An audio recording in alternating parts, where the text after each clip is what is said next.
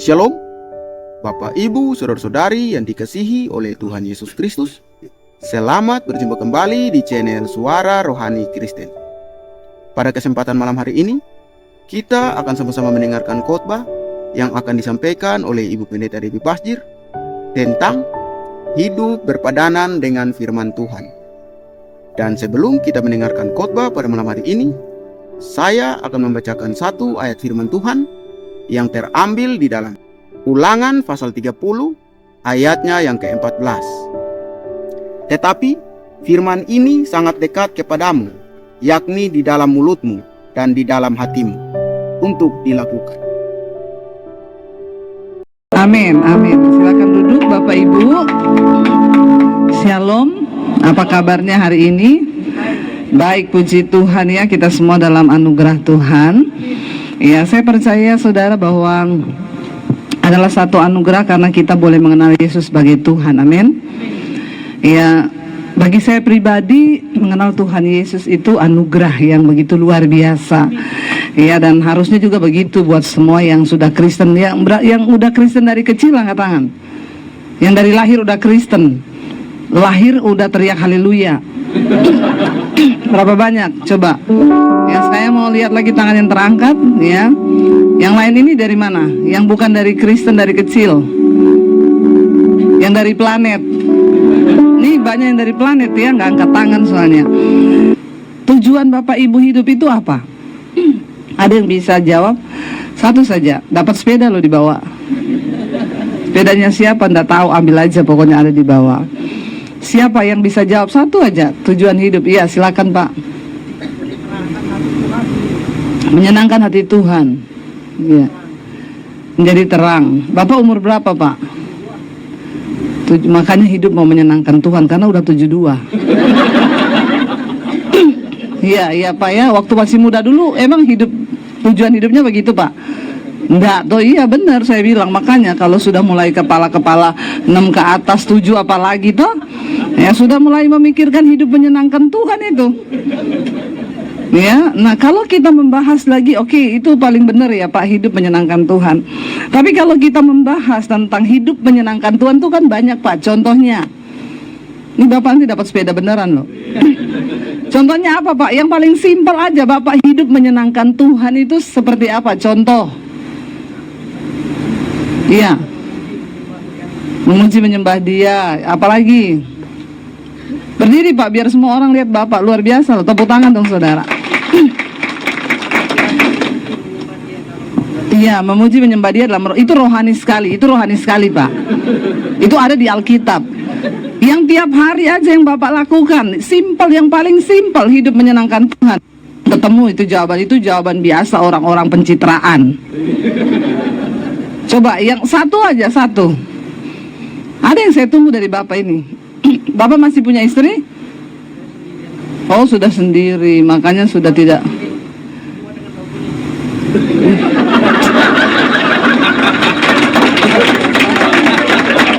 Dengan Roh Kudus loh ya, ini kalau pengangkatan hari ini Bapak duluan nih. Luar biasa Bapak ya. Oh iya, silakan Pak, puji Tuhan ya. Ya, sudah nggak ada istri soalnya. Saya mau tunggu kalau ada istri. Salah satu hidup menyenangkan Tuhan itu adalah sayang sama istri. Amin Bapak-bapak. Yang masih punya istri angkat tangan.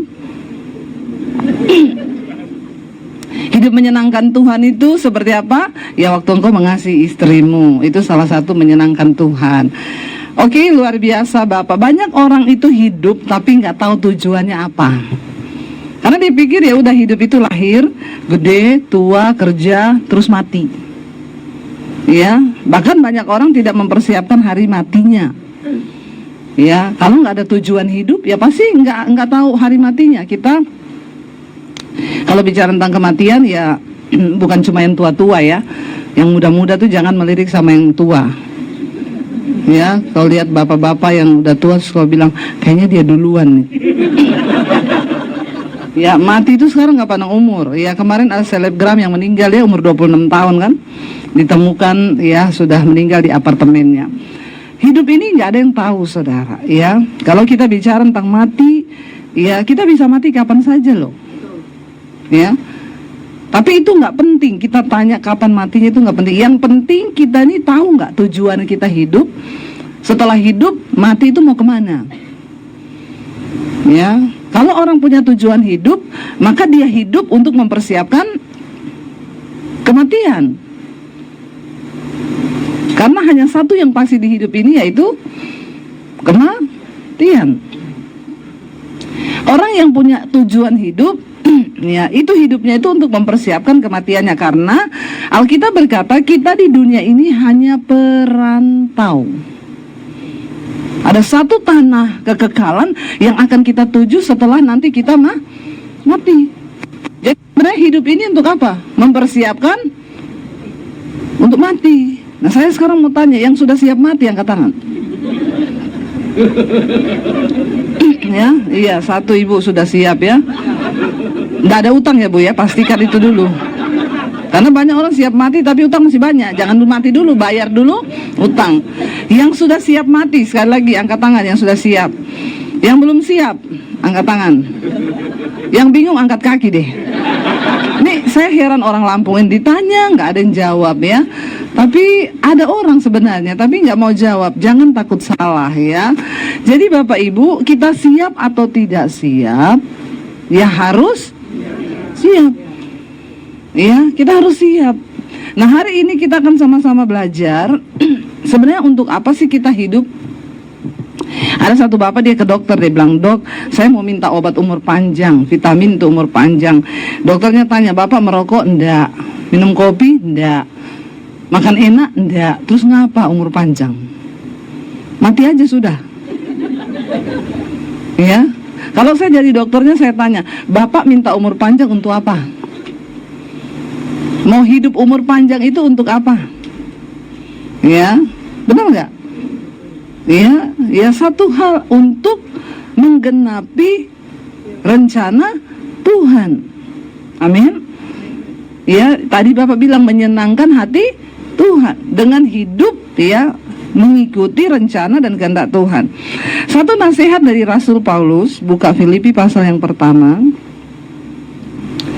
ayat yang ke-27. Rasul Paulus adalah seorang yang sangat luar biasa dalam perjuangan imannya, saudara. Ya, dia tadinya bukan orang Kristen, bukan orang percaya, tapi dia terima Yesus, lalu dia bergumul. Ya, dia mau dibunuh, dipenjara. Ya, tiap hari dia berkata, "Aku ada dalam bahaya maut karena nama Yesus." Ketika Rasul Paulus bertobat menerima Tuhan Yesus, arah hidupnya berbeda. Ya, tadinya dia hidup untuk kepercayaannya, sehingga setiap orang yang percaya sama Yesus dibunuh. Dulu Rasul Paulus itu teroris, dia bunuh pengikut Kristus. Dia nggak mau ada orang percaya Yesus. Tapi ketika dia dijamah Tuhan, hidupnya berubah ya 180 derajat. Dia berbalik memberitakan nama Yesus walaupun dia yang mau dibunuh ya. Dia memberi nasihat kepada jemaat, dia bilang begini. Ayat 27 baca, "Hanya hendaklah hidupmu berpadanan dengan Injil Kristus, supaya apabila aku datang, aku melihat, dan apabila aku tidak datang, aku mendengar bahwa kamu apa? Teguh berdiri dalam satu roh dan sehati sejiwa, berjuang untuk apa? Iman yang timbul dari berita Injil." Ayat 28, "Dengan tiada digentarkan sedikit pun oleh lawan. Bagi mereka semuanya itu adalah tanda kebinasaan, tetapi bagi kamu tanda keselamatan, dan itu datangnya dari Allah." 29, "Sebab kepada kamu apa? Dikaruniakan bukan saja untuk percaya kepada Kristus, melainkan juga untuk menderita untuk Dia." 30, "Dalam pergumulan yang sama seperti yang dahulu kamu lihat padaku, dan yang telah sekarang kamu dengar tentang aku." Ya. Rasul Paulus berkata, dalam hidup ini maka kita harus hidup berpadanan dengan Injil Kristus. Ya, untuk apa kita hidup? Kita hidup dipanggil untuk melakukan firman Tuhan. Artinya kita hidup berpadanan bersama-sama dengan Injil, dengan firman Tuhan. Orang Kristen tuh kalau di gereja nyanyi pinter saudara. Sebab aku percaya, apa? Bukan karena melihat, namun karena firman-Mu yang selalu digenapi di hidupku. Benar nggak? Kita percaya bukan karena melihat. Tapi berapa banyak orang Kristen yang akhirnya murtad karena nggak melihat, ya? Lagu ini benar-benar berkata kita harus percaya walaupun kita tidak melihat, karena firman Tuhan, karena Injil Kristus yang memberi kita kekuatan. Mari kita hidup berpadanan dengan firman Tuhan. Hidup menyenangkan Tuhan tadi yang Bapak bilang itu, ya. Hidup menyenangkan Tuhan artinya hidup yang berpadanan, hidup yang bersatu dengan firman Tuhan. Jadi apapun yang terjadi di hidup kita, komitmen kita ialah tetap berpegang pada firman Tuhan. Ya, mungkin bingung bagaimana tuh caranya, Bu. Gak usah saya tuh memberi contoh gak yang aneh-aneh, saudara. Saat engkau dikecewakan oleh keluargamu, iparmu, mertuamu, menantumu, dalam keadaan engkau kecewa, jengkel, marah, apa Alkitab katakan tentang hal itu? Iya, handphonenya tolong di silent ya, mengganggu sistem navigasi saya. Naik pesawat saja nggak boleh ada handphone, apalagi dengar firman Tuhan. Nanti saya suruh masuk kantong kolektor itu.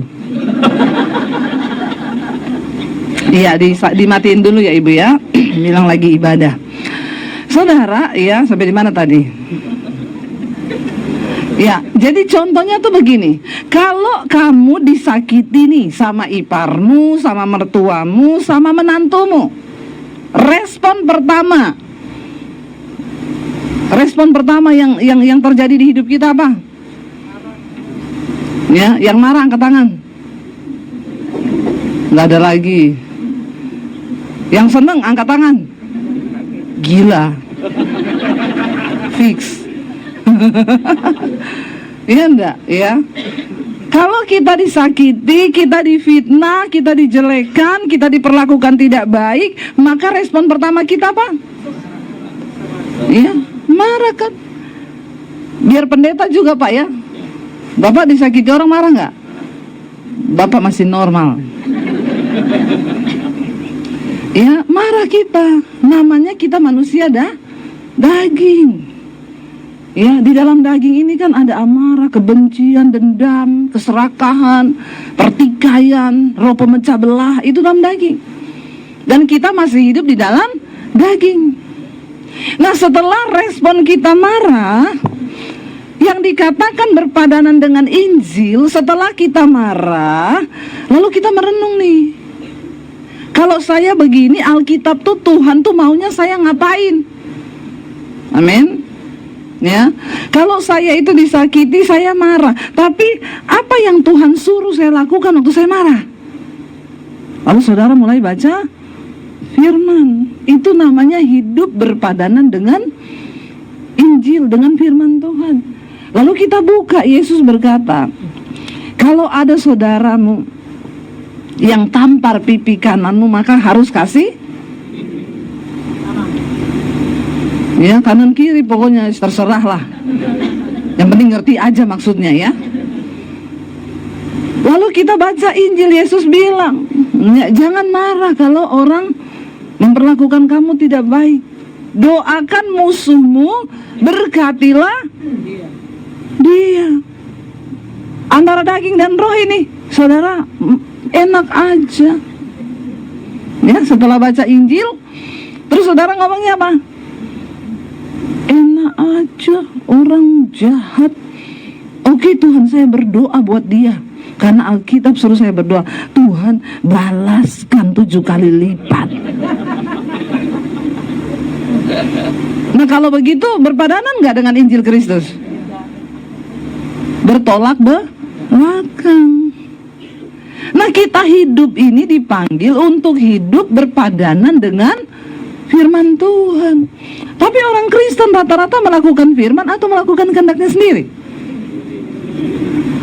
Nah, baru ngaku semua ini, Pak. Dari tadi semua ya bagus-bagus ini. Nggak usah yang terlihat wow. Kadang orang Kristen itu kan di awan-awan ya. Ya mau ketemu Tuhan, dapat penglihatan. Mendarat dulu di bumi. Ya, yang kau lihat tiap hari ini.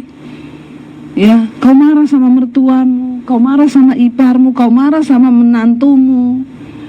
Baca apa yang Alkitab suruh. Lalu belajar untuk melakukan. Duduk di kaki Tuhan. Tuhan, aku tuh jengkel banget sama dia. Tapi kau suruh aku mengampuni dia, Tuhan. Ya, Tuhan bilang jangan kalah dengan kejahatan, tapi kalahkan kejahatan dengan kebaikan. Itu loh hidup berpadanan dengan firman Tuhan. Susah apa susah? Berat atau berat? Berat. Tapi sudahkah kita mencapai itu? Ketika Tuhan datang, dia nggak tanya saudara, yang punya karunia hebat mana? Yang pelayanan tiap hari Minggu mana? Pengkhotbah tiap hari Minggu mana? Tuhan tuh nggak tanya itu, dan dia nggak pernah tertarik dengan itu. Ketika Tuhan Yesus datang, dia bilang begini, marilah kepadaku hai kamu yang melakukan kehendakku. Biar saudara Kristen puluhan tahun, lahir sudah haleluya tadi, kalau kau tidak menjadi pelaku firman Tuhan, Yesus bilang, aku tidak mengenal engkau, sebab engkau pelaku pembuat kejahatan. Ada orang ngaku-ngaku, Tuhan aku bernubuat demi namamu, aku usir setan demi namamu, aku bangkitkan orang mati demi namamu. Ini pendeta-pendeta kaliber hebat loh. Ya, bangkitkan orang mati, bayangkan. Ya, kalau saya cuma berdoa, orang buta mendengar, orang lumpuh melihat.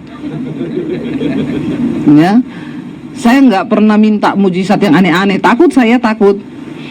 Ya, nanti saya dipikir sakti. Ya, karena banyak hamba Tuhan pengen dipikir sakti. Kalau saya enggak, malah kalau ada orang datang, Bu doain, doa sendiri, pulang tutup pintu, masuk kamar doa sendiri. Nggak ada pendeta sakti. Yang ada Tuhan yang luar biasa. Ya. Jadi bukan soal sakti-saktinya kita. Bukan soal kau didoakan di gereja rebah. Minggu ini rebah, datang lagi minggu depan rebah lagi. Ya, minggu depan didoakan rebah lagi. Sudah geger otak, nggak berubah-berubah. Menakutkan orang Kristen sekarang ini. Ya. Iya nggak saudara? Saya pernah satu kali pelayanan di gereja saudara. Waktu saya lewat, ya ada jemaat pas saya lewati, bapak itu jatuh, menggelepar. Saya pikir sakti saya nih. Bayangkan ya, saya lewati langsung jatuh kayak Petrus kan lewat, bayangannya orang kerasukan sembuh ya. Saya lewat tuh bapak jatuh. Saya langsung pikir nih pasti dia kerasukan setan. Saya langsung datang, dalam nama Yesus. Istrinya bilang, nggak usah Bu, kenapa? Epilepsi. Oh, padahal saya sudah mau berpikir sakti, nggak jadi sudah. Nggak ada pendeta sakti, yang ada Tuhan yang berkuasa. Ya, ayo kita nggak usah soal hebat-hebatan di gereja. Ya, mau terlihat sok rohani, nggak ada guna pencitraan di depan Tuhan tuh, nggak ada guna. Bilang kanan kiri, nggak usah pencitraan. Bilang lagi, Tuhan tahu hidupmu. Tuhan tahu kok hidup kita ini. Ya, benar nggak? Nggak usah jadi Kristen yang pencitraan. Ayo kita ini berpadanan dengan firman Tuhan. Kalau Tuhan bilang jangan, ya jangan. Anak-anak muda, Alkitab berkata kamu harus hidup kudus. Kalau engkau hidup kudus, itu engkau berpadanan tuh dengan firman Tuhan. Ya, kalau engkau nggak hidup kudus, ya berarti nggak berpadanan dengan firman. Mau kau Kristen, mau kau pelayanan, mau kau pendeta, mau kau ya WL, mau singers, mau pemain musik, itu tuh semua Tuhan nggak lihat itu. Yang Tuhan cuma lihat satu, kamu itu hidup berpadanan nggak dengan firman Tuhan. Ya, dikatakan di sini Rasul Paulus bilang, supaya kalau aku datang, aku melihat imanmu itu. Dan kalau aku tidak datang, aku mendengar tentang imanmu. Wah, dia berubah ya sekarang ya. Iya loh, dulu padahal tukang marah-marah, sekarang sukacita loh. Amin bapak-bapak. Ya, di rumah nggak usah marah-marah. Ya, angkat tangan bapak-bapak yang suka marah-marah. Ya, bapak-bapak itu kalau di rumah marah-marah itu banyak syaitan itu di dalam hatimu. Ya, buang itu jauh-jauh. Karena kerajaan Allah itu bukan soal makanan, pakaian, rumah mewah, mobil mewah. Ya, tapi kerajaan Allah bicara tentang kebenaran, damai, sejahtera, dan sukacita. Kalau orang hidup melakukan firman Tuhan, dalam dirinya itu ada kebenaran, maka ada damai. Waktu ada damai, ada sukacita. Ini satu paket. Ini kerajaan Allah. Ini yang Yesus bawa datang ke dalam dunia. Roma 14 ayat 17 berkata, sebab kerajaan Allah bukanlah soal makanan, minuman, pakaian. Ya, biar kau pakai makan makanan enak, kau minum minuman yang enak, biar kau pakai mobil yang mewah, ke rumahmu bagus, pakaianmu mahal. Kalau engkau tidak melakukan firman, maka di hidupmu tuh nggak ada damai sejahtera, tidak ada kebenaran, tidak ada damai, nggak ada sukacita. Terus buat apa kau hidup? Mati saja. Ya, ini loh inti dari kita dipanggil hidup itu ini. Yesus datang membawa kerajaan Allah ke dalam dunia. Karena dunia ini udah hancur. Ada kerajaan setan di dunia ini. Kerajaan setan itu apa? Kalau kerajaan Allah kebenaran, maka setan itu kerajaannya yang pertama dosa. Ketika ada ya maka tidak ada damai sejahtera, adanya galau, khawatir, takut. Ya.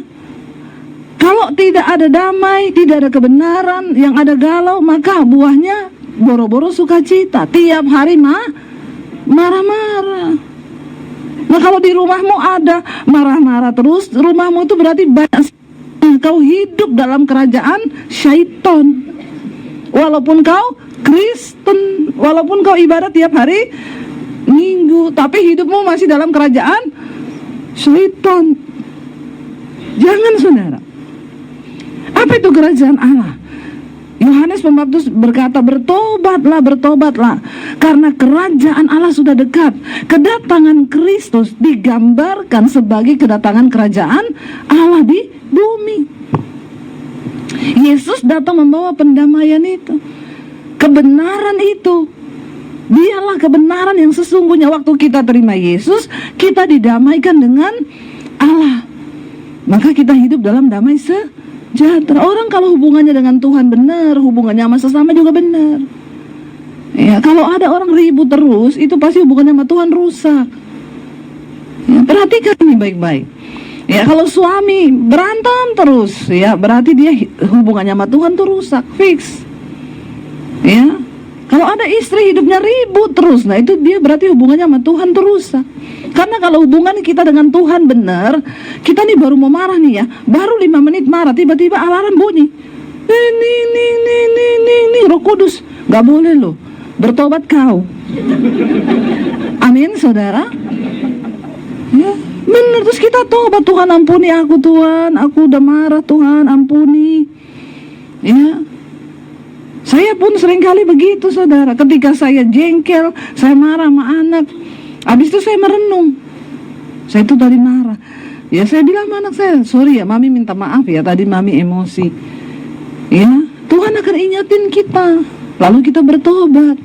Sehingga marah itu tidak berkepanjangan. Kenapa sampai terjadi pembunuhan, marah? Karena orang gak ada kerajaan Allah dalam dirinya. Dia hidup melakukan kehendak setan.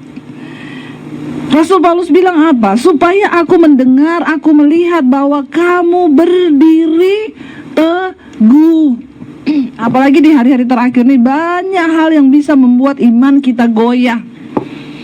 Tapi waktu kita berketetapan hati untuk berpegang pada firman Tuhan, maka hidup kita lurus dan kita kuat, saudara.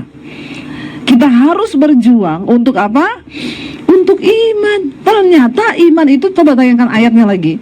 Ya, Dikatakan di sana, ya, supaya kamu teguh berdiri dalam satu roh. Tadi ya, Filipi 1 ayat 27. Multimedia ini tolong dikasih kopi dulu. Ya, nah ayat yang ke-27 tadi, ya, dikatakan di sana bahwa kita harus berdiri teguh dalam satu roh dan sehati sejiwa, berjuang untuk apa? Berjuang untuk. Jadi iman itu harus diperjuang. Kalau nggak bisa mati, bisa hilang. Ingat loh, Yesus datang kembali kedua kali di bumi. Yesus bilang apa? Ketika aku datang kembali kedua kali, adakah iman? Aku udah mati. Iman itu dasar dari segala sesuatu yang belum kita lihat. Keselamatan itu belum kita lihat, tapi kita percaya dalam nama Yesus ada keselamatan. Apakah kita bertahan sampai di penghujung akhir hidup kita? Apakah kita bertahan berpegang pada iman itu? Ya, nggak usah lihat orang keluar, lihat saya saja. Kepo sekali nih jemaat-jemaat ini ya. Orang mau ke toilet kok kayak nggak pernah lihat orang gitu loh. Ya, jangan gagal fokus, amin. Baru begitu udah gagal fokus saja kau. Ini apalagi menjelang kedatangan Tuhan. Banyak yang bisa menggagalkan fokus kita sama Tuhan. Keadaan dunia, ekonomi, keuangan, sakit penyakit, masalah kepahitan, amarah, ini bisa menggagalkan iman kita loh. Makanya dikatakan Rasul Paulus bilang, supaya kamu teguh berdiri, maka engkau harus hidup berpadanan dengan firman Tuhan, dengan Injil itu. Supaya kamu bisa berjuang untuk iman. Imanmu yang timbul dari berita Injil itu. Iman tuh kalau nggak diperjuangkan mati. Makanya Alkitab bilang iman tanpa perbuatan mati. Ya, makanya surat Yakobus menulis, kalau kau percaya hanya ada satu Allah saja, kau beriman sama Allah satu, jangan seneng dulu. Setan juga percaya. Jadi kalau iman kita cuma sampai dipercaya, berarti kita satu level sama.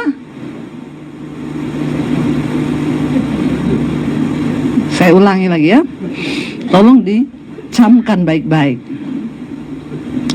Alkitab berkata, engkau percaya beriman hanya ada satu Allah saja. Setan juga percaya akan hal itu. Jadi kalau iman saudara cuma sampai dipercaya, berarti engkau satu level sama.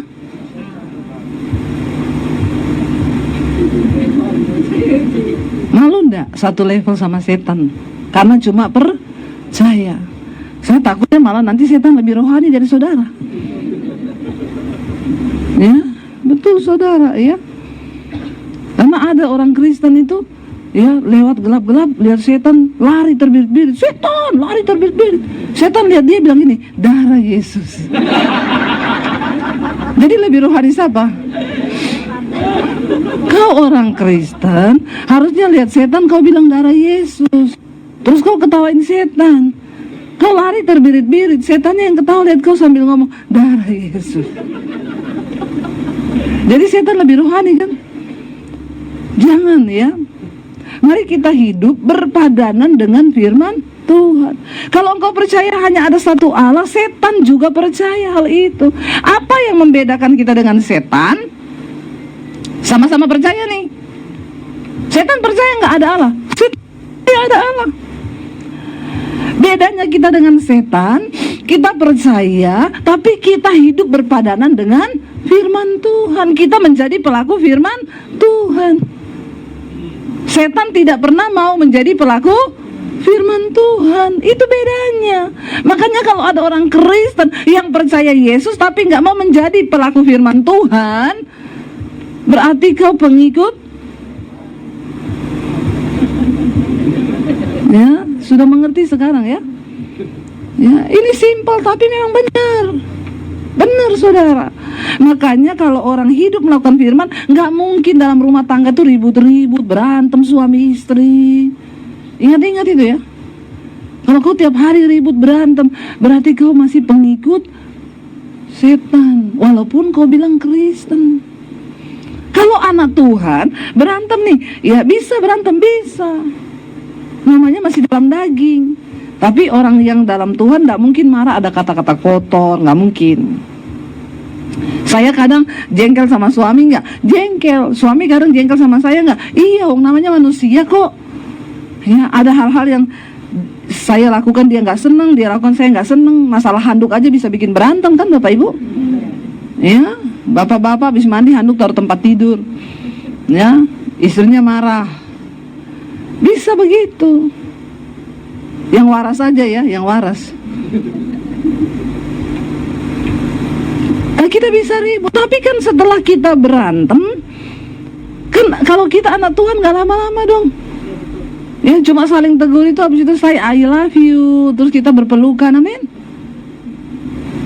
Saya sih sama suami saya begitu, di sini nggak ada yang begitu. Astagfirullah, ampuni mereka nih Tuhan ya. Ada di sini suami istri yang berantem 2 hari 2 malam nggak bicara? Nggak ada? Ada loh Bu, Ibu jangan bilang tidak ada dulu. Ada orang Kristen yang begitu, duduk di gereja, tapi di rumah berantem suami istri 3 hari nggak bicara. Ngeri sekali ya, ngeri. Terus apa yang kau dengarkan firman Tuhan?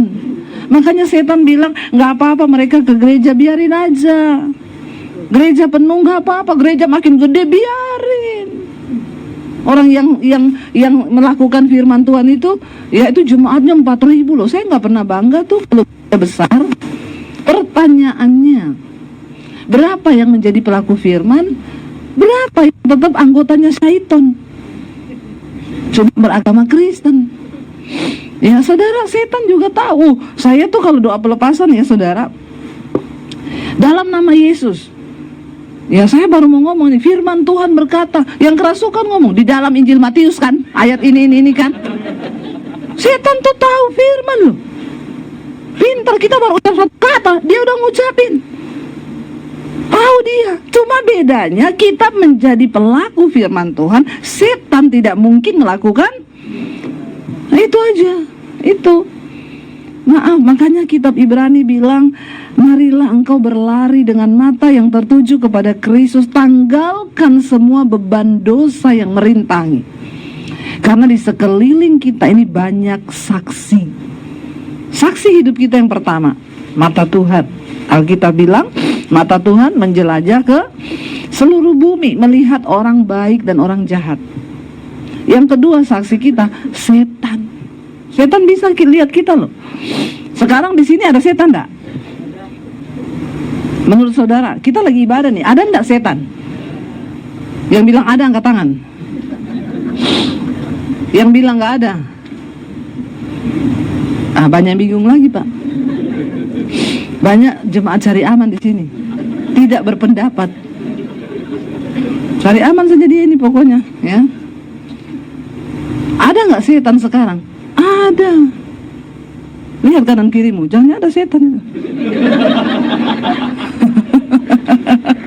Ya, benar nggak saudara? Ada setan itu di mana-mana ada. Dia melihat kita. Ya, dia tahu hidup kita. Jadi kita percuma saudara. Kalau kita ini pencitraan di gereja, tapi di rumah kita hidupnya seperti apa, itu setan tahu. Makanya bertobat. Lalu Rasul Paulus bilang apa? Lompat ayat yang ke-29 yuk.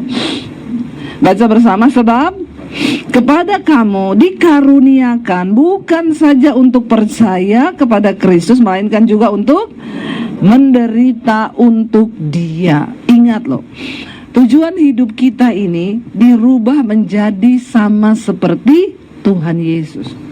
Untuk merubah hidup kita yang sudah rusak karena dosa ini tidak gampang, ya, tidak gampang. Paku itu kalau sudah bengkok, supaya dia bisa dipakai lagi, ya. Paku yang sudah bengkok-bengkok supaya bisa dipakai lagi diapain? Dilurusin. Dilurusinnya itu pakai apa? Palu.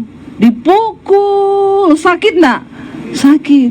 Tapi dengan sebuah tujuan supaya dia bisa digunakan. Hidup kita ini kayak begitu.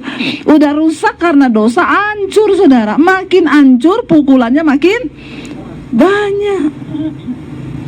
Tapi cuma satu tujuannya, supaya hidupmu bisa dipakai Tuhan, berdampak bagi orang lain. harus diluruskan. Makin banyak hancurnya, makin sakit. Makin sombong kau, makin sakit. Di sekolah Alkitab kami di Bandungan, Semarang, kita punya sekolah misi di sana.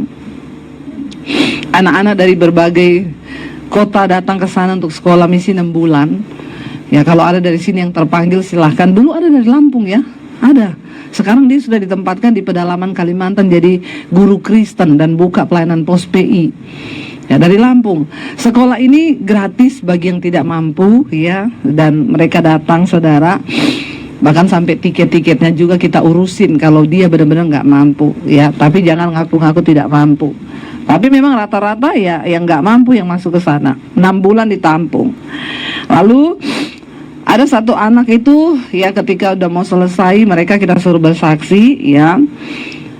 Itu baru-baru datang itu, mereka 2 apa 3 bulan. Ada satu anak itu dia bilang gini sama suami saya, aduh Pak, saya di sini remuk saya. Ya ternyata tidak mudah ya. Memang ya kita suruh mereka masuk di asrama, kenapa? Supaya di situ diproses karakternya. Tempat tidur seperti bangsal, memang sengaja ya campur di situ, anak-anak cowok sendiri, cewek sendiri. Kenapa saya bilang harus campur? Supaya saling memproses.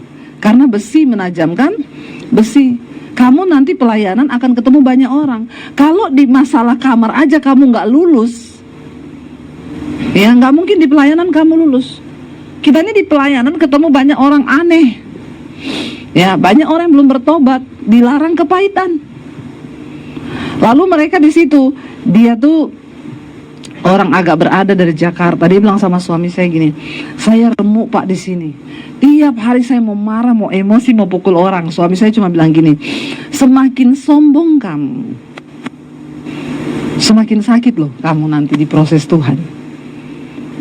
Jadi lebih baik di sini tanggalkan semua kesombonganmu, keakuanmu, keegoisanmu, supaya kamu tidak sakit kalau diproses. Amin. Ya. Kita ini kalau mau dijadikan berharga, Tuhan harus izinkan penderitaan, persoalan, pencobaan datang. Tapi orang Kristen tidak mau menderita. Makanya kalau ada orang datang, Bu doakan saya Bu, masalah saya itu berat Bu. Saya bilang puji Tuhan, itu tanda ibu masih hidup. Ibu mau tidak ada masalah, saya doakan supaya kembali ke rumah Bapak. Ternyata tidak mau. Jadi mau ada masalah atau kembali ke rumah Bapak Bu. Karena kalau ibu sudah nggak kuat, Tuhan panggil loh nanti. Enggak Bu Devi, enggak, masih mau di dunia. Kalau masih mau di dunia, berarti prosesnya belum selesai. Kenapa Tuhan izinkan masalah terus? Karena kau belum lulus dari masalah itu. Amin. Tuhan itu membentuk kita sampai kita lulus. Makanya Rasul Paulus bilang, ingat, kepada kamu dikaruniakan bukan saja untuk percaya, tapi juga untuk menderita. Ternyata karunia itu juga menderita, karunia loh. Kita diberikan kasih karunia, bukan dikaruniakan bukan saja untuk percaya, melainkan juga untuk menderita bagi Kristus. Semakin banyak kita menderita, itu semakin karakter kita disempurnakan. Ya contoh, kalau ada orang datang, Bu saya ini, ya heran saya itu, mertua saya itu loh bikin saya kepahitan, terus ampuni. Sudah Bu, tiap hari saya ampuni. Terus sampai kapan Bu? Sampai kau sudah tidak merasa tersakiti. Itu artinya kau sudah lulus. Oh begitu? Iya. Iya, itu Tuhan begitu. Kalau kau masih tersakiti, berarti kau belum lulus dalam hal pengampunan. Iya. Makanya kita harus belajar, tujuan Tuhan adalah satu, untuk kita ini hidupnya diperbaiki, ya, lalu diproses, lalu kita hidup bisa berdampak bagi kerajaan Allah. Ya, ada yang bilang gereja itu bengkel. Saya setuju. Tapi kalau mobil rusak terus, buang aja Pak ya. Emang di bengkel itu mobil rusak terus, di situ ada mobil, Pak ini mobil, iya mobilnya ini udah 50 tahun enggak baik-baik. Ada bengkel yang mau parkir mobil rusak terus di situ? Enak aja lu. Ya, orang-orang yang berdosa itu memakai statement gereja itu bengkel. Jadi kalau ada orang berdosa di gereja, maklum. Saya mau tanya, kalau kau punya bengkel, terus ada mobil yang 50 tahun tidak baik-baik, kau tampung terus di bengkelmu, coba berpikir secara nalar. Saudara punya bengkel nih, ya, bengkelnya itu cuma bisa nampung 20 mobil. Terus 10 ini nggak baik-baik, bertahun-tahun di situ terus. Saudara tongkrongin terus nggak di situ? Kagak lah, suruh bawa pulang sama pemiliknya. Ambil aja nih mobil, nggak berguna, nggak berdampak, diperbaiki juga nggak bisa. Ya, bawa di rongsokan saja sana, dihanguskan, dibinasakan. Kalau masih dibina, ya dibina. Kalau nggak bisa dibina lagi, harus bener nggak? Ya, jangan bilang gereja itu bengkel terus. Kalau bengkel, makanya gereja penuh kekacauan, Pak. Orang-orang nggak sembuh-sembuh, yang sakit terus, sakit hati, sakit mental, sakit jiwa. Lama-lama pendeta gila juga kalau ngadapi orang-orang begini. Ya, makanya gereja perlu orang kayak saya diundang. Ya, karena saya bisa bicara begini sama jemaat. Bapak gembala jangan bicara begini, nanti mereka kepahitan lagi semua. Itu pendeta khotbahnya kok ngomong sakit jiwa. Kalau saya bisa, Pak, saya bukan gembala. Ya, jangan saudara jadi orang yang sakit jiwa terus kau. Orang itu kalau bermasalah di hati, semua yang keluar tuh pahit, saudara. Nanti dia tersinggung sedikit marah, tersinggung sedikit kepahitan, tersinggung sedikit emosi. Ya, kalau gereja isinya orang rusak semua, ya terus mau bagaimana? Boleh dong bengkel, iya 1-2 hari diperbaiki, baik, amin. Jangan mau rusak terus. Gereja itu seperti rumah sakit. Ya, dokter juga kalau kau tidak sembuh-sembuh disuntik mati. Ya, jengkel juga ini orang, nggak baik-baik, apalagi cuma pakai BPJS. Tambah lagi, kalau bayar pribadi mau dikasih lama-lama biar semua mati, dikasih terus supaya nggak mati. Karena bayar. Ya, bertobat saudara. Ayo kita jadi orang yang mau berubah. Yesus datang sebagai tabib. Yesus bilang bukan orang sehat yang butuh dokter, tapi orang sakit. Butuh Yesus tapi ketemu sembuh, jangan ketemu tidak sembuh ya. Kalau ada orang nggak sembuh-sembuh, stres juga saudara. Ya, orang tuh kan kalau berobat ditanya dulu, ini sakitnya apa? Ya, sakitnya ini. Ya, oh kalau gitu coba periksa gini. Kan orang kalau sakit ditanya yang kamu rasa apa, terus dicarikan biar sembuh apa. Iya nggak saudara? Kolesterolnya tinggi.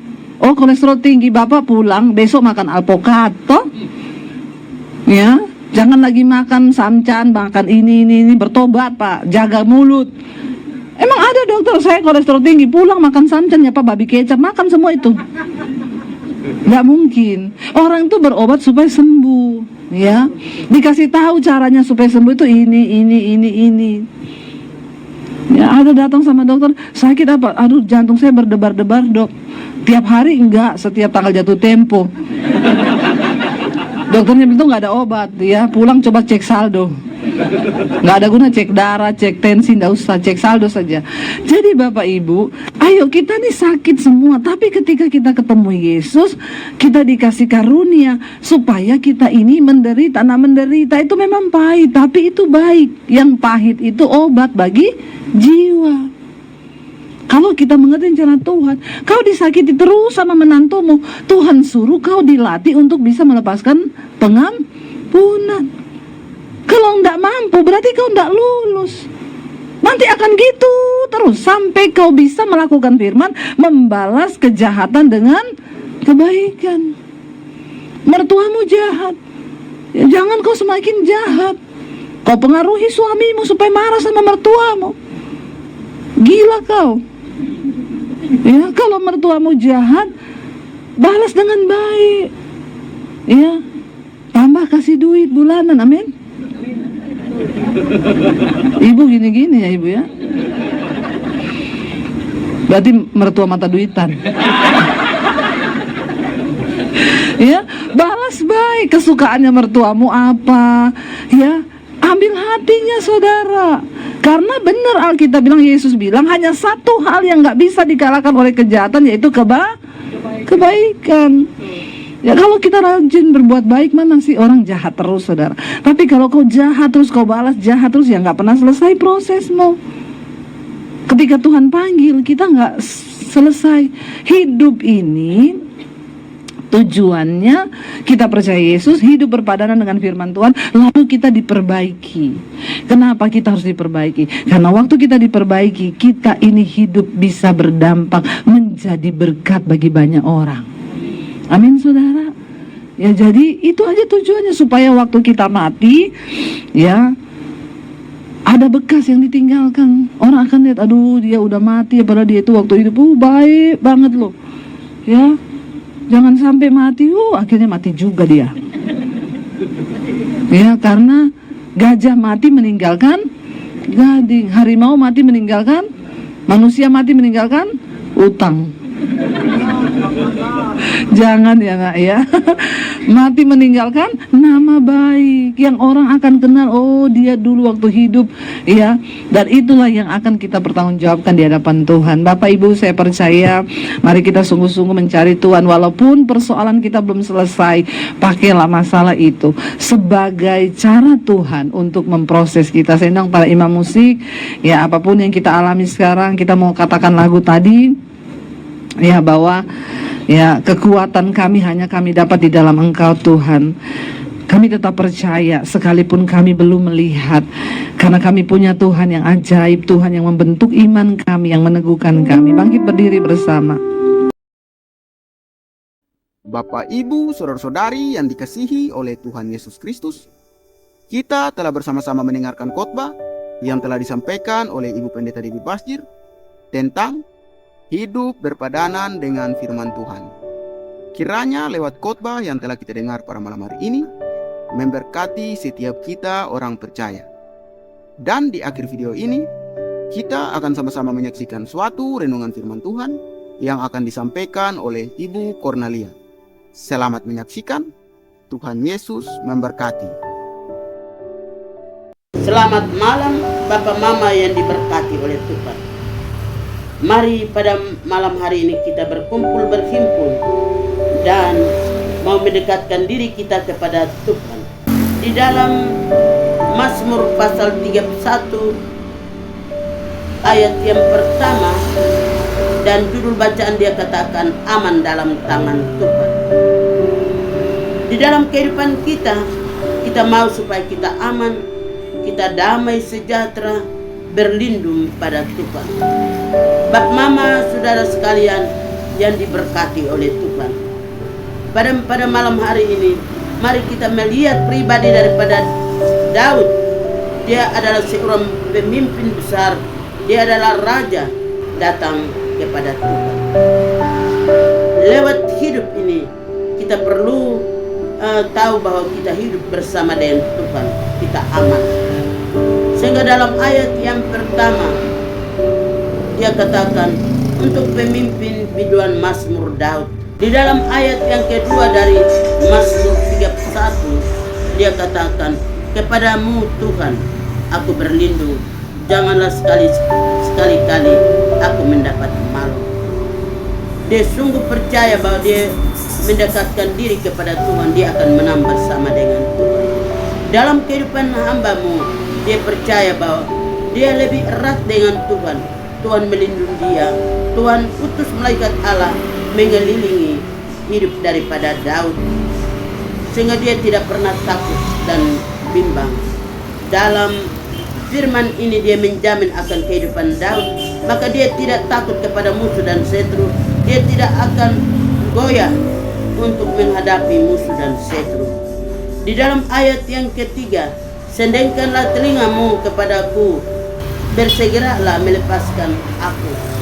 Jadilah bagiku gunung batu, tempat perlindungan, gubuk pertahanan untuk menyelamatkan aku. Di dalam pribadi daripada Daud, dia tetap kuat bersama dengan Tuhan. Dia percaya bersama Tuhan tidak ada yang mengganggu gugat, sehingga hatinya besar karena dia punya Tuhan lebih besar dari dunia ini. Sehingga dia katakan, sendengkanlah telingamu kepadaku, bersegeralah melepaskan aku. Jadilah perlindungan kubu pertahanan untuk menyelamatkan aku. Di tengah-tengah musuh dan setru, dia tetap menyerahkan diri kepada Tuhan, karena dia tahu bahwa Tuhan adalah satu-satunya penjawab doa yang pasti. Tuhan membela dia di mana saja dia pergi. Tuhan tetap utus malaikat Allah menyertai dia, yaitu di dalam Mazmur 34 ayat yang ke-8 dia mengatakan demikian. Sehingga dia tidak pernah goyah, dia tidak pernah takut dan daripada musuh-musuh. Dia tetap maju bersama dengan Tuhan. Kalau dia bersama dengan Tuhan, dia tidak akan goyah, dia tidak akan lemah pada waktu dia bersandar kepada Tuhan. Karena Tuhan adalah perlindungan, Tuhan adalah kekuatan daripada Daud itu sendiri. Sehingga dalam ayat yang keempat dari firman ini, dia katakan, sebab engkau bukit batuku dan pertahananku, dan oleh karena namamu engkau akan menuntun dan membimbing aku. Di dalam perjalanan daripada Daud, dia tidak akan sendirian. Tuhan tetap menuntun dia, menyertai dia, membimbing dia ke arah jalan yang Tuhan inginkan. Bapak, mama, saudara sekalian, adik-adik yang diberkati oleh Tuhan, pada malam hari ini, mari kita menaruh pengharapan kita kepada Tuhan sama seperti Daud. Daud, dia tidak pernah menyerah karena dia tahu bahwa Allah di depan dia, kemuliaan Allah menyertai Daud, sehingga dia tidak pernah goyah. Mari kita sebagai umat percaya Allah, Daud masa sekarang, penyerahan diri kita kepada Tuhan, bahwa Tuhan memberkati kita. Di dalam ayat yang ke-6, di situ Daud katakan, ke dalam tanganmu lah kuserahkan nyawaku. Engkau bebaskan aku ya Tuhan, Allah yang setia. Ternyata Allah yang setia selalu menyertai dia, dan penyerahan diri 100% kepada Tuhan, bahwa dia tidak pernah akan ditinggalkan oleh Tuhan. Tuhan tetap menyertai dia, karena dia tahu bahwa dia tidak akan sendirian. Bapak, mama, saudara sekalian yang diberkati oleh Tuhan, Tuhan tidak pernah tinggalkan kita apabila kita menyerahkan diri kita kepada Tuhan dan 100%, bahwa kita tidak bimbang, ragu, khawatir, maka Tuhan melindungi kita dengan kepak sayapnya. Mari kita dikatakan berbahagia kalau kita menyerahkan diri kepada Tuhan. Di dalam ayat yang ke-7, engkau membenci kepada orang-orang yang maju menyembah kepada berhala kesia-siaan, tetapi aku percaya kepada Tuhan. Orang-orang yang dikatakan orang yang selalu percaya kepada Tuhan, hanya bibir mulut tetapi hatinya tidak tertuju kepada Tuhan. Tuhan benci apabila kita menduakan hati kepada Tuhan. Tuhan lebih tahu apa yang kita pikirkan. Sebab dalam Mazmur 139 dia katakan, Daud katakan, pada waktu aku duduk engkau mengerti, pada waktu aku keluar masuk engkau menyertai. Engkau yang tahu hati pribadi yang paling dalam. Biarlah penyerahan diri kita kepada Tuhan sama seperti Daud, maka penyerahan itu diterima oleh Tuhan. Di dalam ayat yang ke-9 dari Mazmur pasal 31, dan tidak menyerahkan aku ke tangan musuh, tetapi engkau menegakkan kakiku di tempat yang lapang. Daud juga percaya bahwa Tuhan tidak pernah menyerahkan kepada musuh, tetapi dia percaya Tuhan pasti akan membela dia, karena dia dipilih oleh Tuhan. Bukan dia sendiri memilih diri, tetapi dia dipilih oleh Tuhan. Dalam Yohanes pasal yang ke-15 ayat yang ke-7 dia katakan, bukan kamu yang memilih aku, tetapi aku yang memilih kamu. Hari prinsip sama seperti Daud, kuat di dalam Tuhan, hidup bersama-sama dengan Tuhan. Tuhan membela doa orang benar. Di mana saja kita berada, Tuhan tidak pernah tinggalkan kita. Mulai dari malam ini sampai Maranatha, di dalam nama Bapa, Putra, dan Roh Kudus. Amin.